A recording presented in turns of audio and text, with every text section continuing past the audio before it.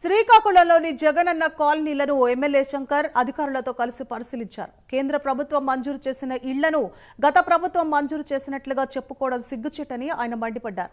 కనీస వసతులు కూడా కల్పించకుండా ఇళ్లు నిర్మించారన్నారు.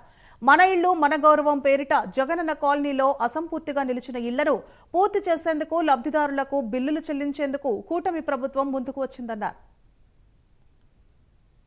పేరుతో ఈ రోజు రాష్ట్ర ప్రభుత్వం ప్రతిష్టాత్మకంగా ఏదైతే గత వైసీపీ ప్రభుత్వం ఇప్పుడు పులివెందుల ఎమ్మెల్యే గత ముఖ్యమంత్రి జగన్ రెడ్డి దగా చేసి పేద ప్రజల్ని నట్టేట్లో ముంచాడో వాటన్నిటికీ వెళ్లి ముఖ్యమంత్రి వర్యులు నారా చంద్రబాబు నాయుడు గారి ఆదేశాల మేరకు ఇక్కడికి వచ్చి వారందరికీ అధైర్యపడొద్దని చెప్పండి, మనం కొనసాగిస్తామని చెప్పండి, టైం బాండెడ్ గా మార్చి లోపలే ప్రతి ఒక్కరికి పేమెంట్లు కూడా వేస్తామని చెప్పండి, అలాగే మౌలిక వసతులు కూడా కల్పిస్తామని చెప్పండి అనే ఆదేశాల మేరకు మేము రావడం జరిగింది.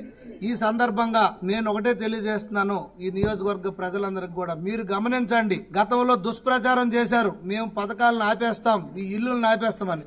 ఈ రోజు మీకు ఆ రోజు ఏదైతే ఎలక్షన్ ముందు మాట ఇచ్చామో అవన్నీ కొనసాగిస్తామని, ఆ కొనసాగింపుగా ఈ రోజు ఈ కార్యక్రమం, ఇది కూడా కేంద్ర ప్రభుత్వ నిధులు, రాష్ట్ర ప్రభుత్వం రూపాయి కూడా దీని మీద వెచ్చించలేదు. కనీసం వీళ్ళకి వర్షం వస్తే నడ్డానికి రోడ్డు లేదు, డ్రైన్ లేదు, వాటర్ లేదు.